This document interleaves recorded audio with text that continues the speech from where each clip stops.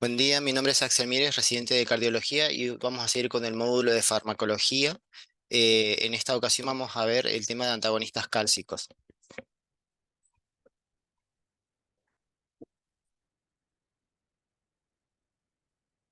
Bueno, para repasar un poco vamos a ver cuál es la importancia del ion calcio a nivel, digamos, de las células cardíacas y del músculo liso vascular. Si recordamos, vamos a ver que cuando llega un potencial de acción a la célula del miocardio, se van a abrir canales de tipo L de voltaje que van a permitir el ingreso del calcio al medio intracelular, el cual va a estimular a su vez que se puedan abrir los canales de ranodina a nivel del retículo sarcoplásmico y van a permitir que salga calcio a nivel de retículo sarcoplasmático. Y todo este influjo de calcio va a dirigirse, digamos, a las miofibrillas. El calcio se va a unir a la troponina, lo que va a facilitar que se puedan unir la actina con la miosina y va a iniciar todo lo que es el fenómeno de contracción muscular. Un fenómeno parecido vamos a encontrar también a nivel del músculo lisovascular. Las diferencias que vamos a tener es que a nivel cardíaco la contracción va a ser, eh, digamos la excitación va a ser mucho más rápida y el efecto a nivel del músculo lisovascular va a ser más tónico, va a ser más prolongado. Y otro efecto más que tiene el calcio, que también es importante, que también influye, digamos, en lo que es la despolarización a nivel de tanto de las células cardíacas como también de las células del marcapaso.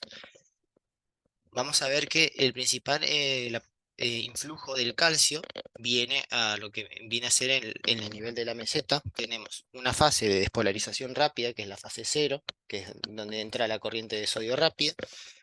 Vamos a tener una fase de repolarización temprana que va a coincidir con el ingreso de potasio a la salida de potasio de la célula y va a haber después una meseta que esa va a estar dada, digamos, por el ingreso de calcio. Después esa es la fase 2 y la fase 3 recordando, es la fase de repolarización que está dada, digamos, por la mayor salida de potasio, que es esta salida de potasio en un momento supera, digamos, a la entrada del calcio y es ahí donde empieza a descender el potencial de acción. Y la fase 4 que es el nivel, digamos, de potencial de membrana en reposo. Con esto, vamos a ver que los antagonistas cálcicos, su principal, digamos, sitio de acción va a ser sobre la subunidad alfa de los canales de calcio, que son regulados por voltaje de tipo L. Uno de estos antagonistas cálcicos, como vamos a ver también que se clasifican en diferentes, cada uno va a actuar a nivel, si bien todos actúan en la misma subunidad, todos van a actuar en diferentes dominios transmembrana de este mismo canal. Entonces, recordando la fisiología que vimos recién, vamos a ver que tiene los principales acciones que tiene los antagonistas clásicos van a ser el músculo liso vascular, van a producir relajación porque van a disminuir las resistencias periféricas, van a reducir la presión arterial y la poscarga, al inhibir, digamos, el fenómeno de contracción a nivel del músculo liso vascular. Y vamos a ver que en el miocardio va a tener un efecto inotrópico negativo, justamente también por esto de que van a inhibir los canales de voltaje L y no va a poder entrar, digamos, el calcio, que es el dependiente de iniciar la contracción. Y esta relación, digamos, estos dos efectos, dependiendo cuál sea el fármaco, va a tener más predominancia el efecto en uno que en otro. Hay algunos que son más vasoselectivos y otros que son más generales, más globales, que actúan tanto a nivel del músculo lisovascular como a nivel de los miocardiocitos. Otra cosa es que algunos de los antagonistas clásicos presentan efectos cronotrópicos y dromotrópicos negativos, como veníamos hablando, que también actúan a nivel de lo que es el potencial de acción tanto del miocito como de las células de marcapaso y de conducción. Vamos a lo que el principal efecto que van a tener va a ser que, como veíamos, la meseta va a ser menor, va a ser de menor voltaje, va a ser de menor intensidad el potencial de acción y otra cosa que va a tener a nivel del automatismo, va a disminuir lo que es la despolarización diastólica espontánea de las células de marcapaso, y además va a aumentar, va a prolongar eh, la conducción, o sea, el tiempo de conducción a nivel de lo que sería la red de Hitchcock-Purkinje. Así que bueno, acá puse un cuadrito que vamos a ver más que nada, y adelantándonos un poco la clasificación. Tenemos las dihidropirinas y las no dihidropirinas, y vamos a ver que en el caso de la dihidropiridina amlodipino, vamos a ver que su principal efecto va a ser de vasodilatación. Tiene mucho efecto de vasodilatación, muy poco efecto a nivel de de la contractilidad cardíaca y el automatismo, y prácticamente nada a nivel de la conducción del nodo AB. En cambio, las no dihidropiridinas, como la fenilalquilamina verapamilo y la benzotiazepina diltiazem, vamos a ver que tienen como más repartido, digamos, va a tener menor efecto de vasodilatación periférica y va a tener mayor actividad a nivel del inotrópico negativo, menor disminución en el automatismo en el nodo sinusal y menor conducción a nivel del nodo AB. Bueno, re- volviendo otra vez a la clasificación, acá puse algunos de los fármacos que solemos usar más frecuentemente y las dosis. Vemos que dentro de los dihidropiridínicos tenemos la amlodipina, que va de 2,5 a 10 miligramos día. Eso es importante tener en cuenta que a dosis máximas de los fármacos es donde más más posibilidades tenemos de que se presenten los efectos adversos que después vamos a ver. Vamos a tener la lecarnidipina, que va de 5 a 20 miligramos día. Estas dos se dan una vez al día. Y la nifedipina, que va de 30 a 120 miligramos día, y se puede dar en intervalos de cada 12 a 24 horas. Y por otro lado, los no dihidropirínicos tenemos el diltiazem, que va de 120 a 360 miligramos día y se administra cada 8 a 24 horas. Y el verapamilo de 120 a 480 miligramos por día y se puede administrar cada 12 a 24 horas. Repasando la farmacocinética en general de estos fármacos, vamos a ver que en general todos tienen una buena disponibilidad por vía oral, el 90% se absorbe. Se van a ver más limitados más que nada por el primer paso hepático. La mayoría que se utiliza ahora y los que son recomendados tienen una vida media de entre 35 a 50 horas, que la cual se puede ver alterada, se puede ver aumentada en pacientes cirróticos y pacientes longevos. Como mencionaba, la biodisponibilidad se ve reducida principalmente por el primer paso hepático, por la enzima CYP3A4. Así que de esto lo que podemos inferir es que van a haber interacciones tanto con los que sean inhibidores de esta enzima como los inductores. En el caso de los inhibidores de la enzima, van a incrementar la biodisponibilidad y lo que vamos a tener, algunos ejemplos que puse, son antibióticos como los macrólidos, los imidazólicos, los antirretrovirales y el jugo de toronja. La curiosidad.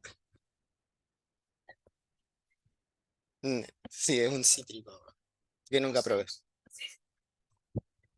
Eh, en cuanto a los inductores, van a reducir la biodisponibilidad y algunos ejemplos son la rifampicina, la carbamazepina y algunas hierbas.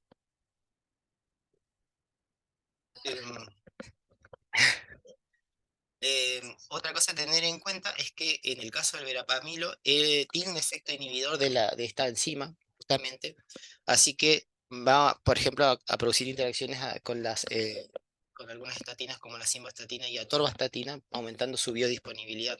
Es algo a tener en cuenta. Y otra cosa es que inhibe la proteína ABC de transporte intestinal y la renal PGP, por lo cual también va a hacer interacciones con la digoxina, la ciclosporina, la loperamida y otros fármacos que, digamos, se va a ver aumentado el nivel plasmático de estos fármacos.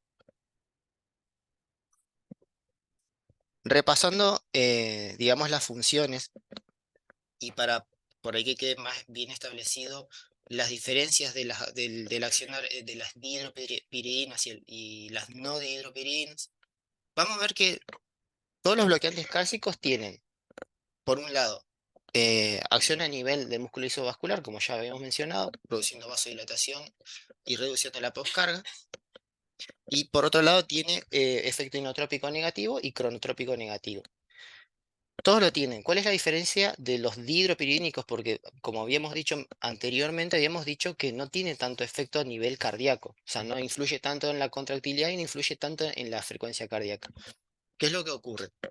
Lo que ocurre es que la dihidropiridina, cuando produce esta vasodilatación, lo que termina ocurriendo de forma refleja es una activación del sistema nervioso simpático. Entonces se aumenta la descarga de adrenalina y esto lo que va a terminar ocurriendo a nivel del corazón, va a aumentar la contractilidad y la frecuencia cardíaca. O sea, es como que va a compensar esto. Y como las dihidropiridinas son más selectivas por, digamos, por los vasos arteriales periféricos, por eso es que como que se anula el efecto a nivel cardíaco. En cambio, las no dihidropiridinas, em, vamos a ver que son más globales en su accionar, van a ver que no predomina, digamos, esta activación del sistema nervioso simpático, por lo cual no va a estar esta compensación por parte del sistema nervioso simpático aumentando la contractilidad y la frecuencia. Así que va a tener acción, digamos, depresora del inotropismo y de la frecuencia cardíaca. Bueno, ahora vamos a adentrarnos en los efectos adversos. Hay muchos que son en común, el más obvio que presentan todos es la hipotensión.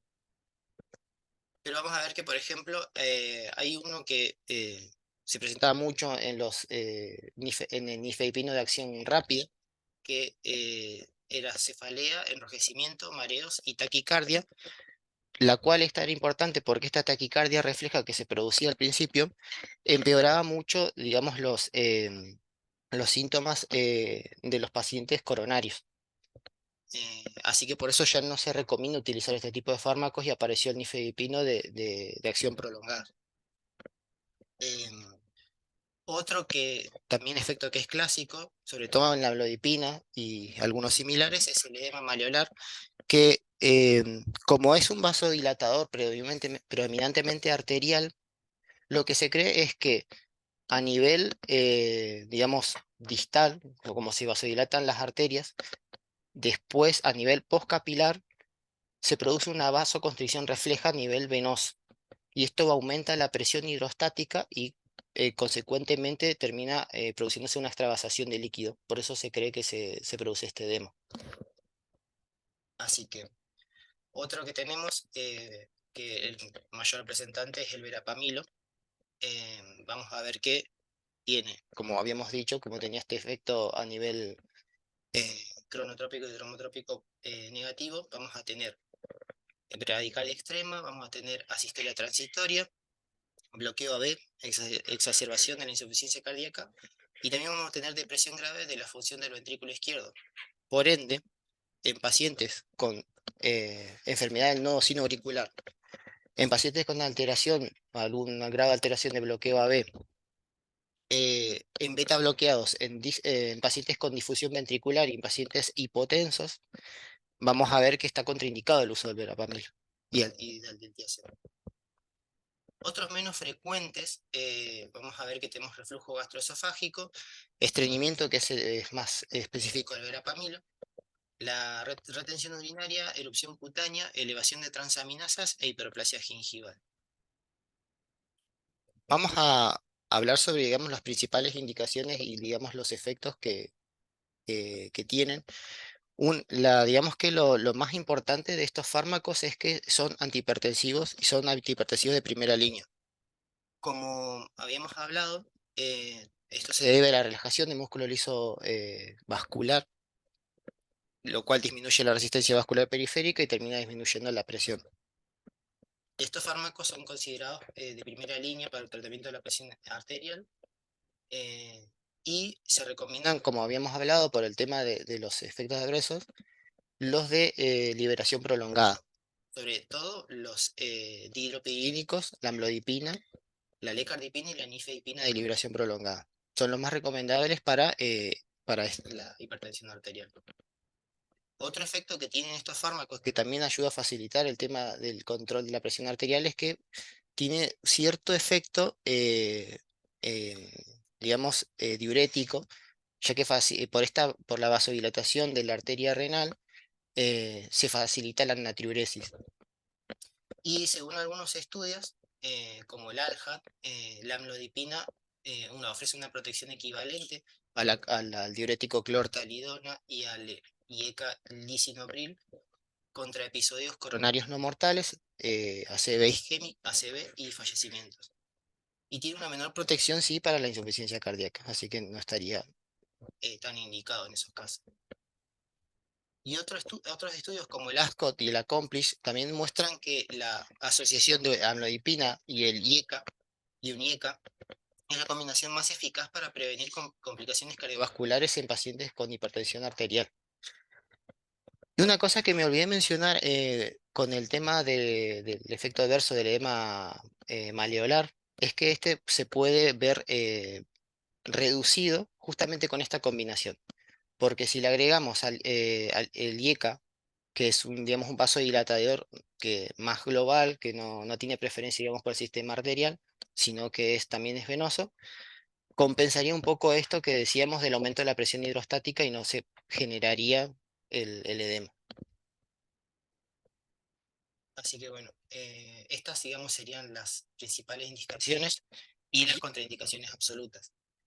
Tenemos que está indicado en hipertensos con hipertensión sistólica aislada, por eso está muy recomendado en pacientes ancianos que suelen tener esta afección, que tienen hipertensión arterial a predominio sistólico, es una de clase 1 evidencia A, y también están indicados en pacientes con hipertensión asociados a angina crónica estable, por lo que vamos a comentar después de su efecto antianginoso.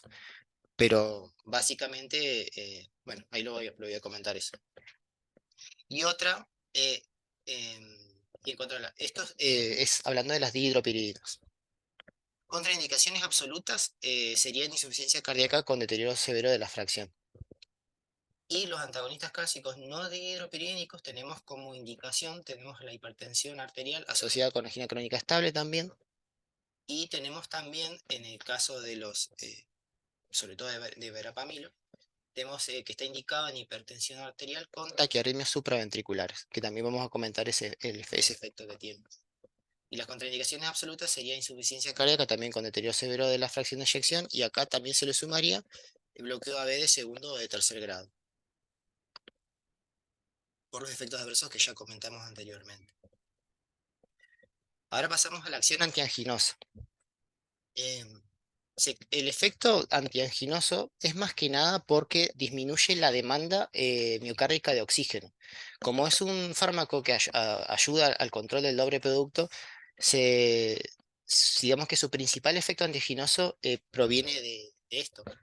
Em, pero hay algunos estudios, por ejemplo, como el Camelot, que han evidenciado que hay una menor progresión de placa aterogénica.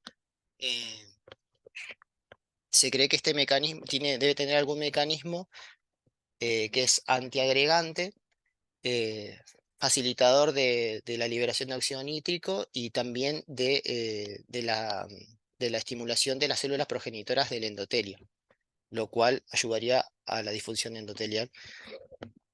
Son, eh, son, digamos, el mecanismo por el cual se cree que tiene menor progresión de la placa. Así que con diversos estudios, por ejemplo, el Action se ha visto que la acción prolongada, los de acción prolongada no están asociados al riesgo coronario, así que son fármacos que también se pueden utilizar en pacientes con angina vasoespástica. El Camelot se estudió con la amlodipina, fue la amlodipina con el que se estudió. Y bueno, está contraindicado el uso de las no dihidropiridinas más beta bloqueantes por el riesgo de bradicardia severa, bloqueo AB y disfunción del ventrículo izquierdo, como habíamos mencionado anteriormente. Así que lo que sí las guías, a pesar del estudio Camelot de este que mencioné, recomienda que, digamos que el clase 1 nivel de evidencia A se utiliza más que nada en pacientes sin infarto previo, ni deterioro de la función sistólica y insuficiencia cardíaca. Esa es, digamos, la principal indicación que sigue habiendo. Y la otra acción que tienen estos fármacos es la acción antiarrítmica. Y vamos a ver que solo las no dihidropiridinas, como veníamos mencionando, actúan a nivel del tejido nodular. Disminuye la conducción auriculoventricular, por lo cual alarga el PDR. eh, Está indicado más que nada en taquicardia supraventricular por reentrada nodal. De hecho, tanto el verapamilo como el diltiazem se consideran antiarrítmicos de clase 4.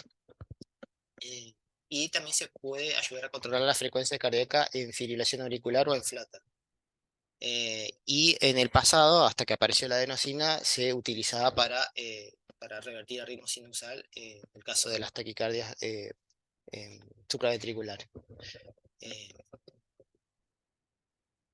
es cierto. Y eso sería todo.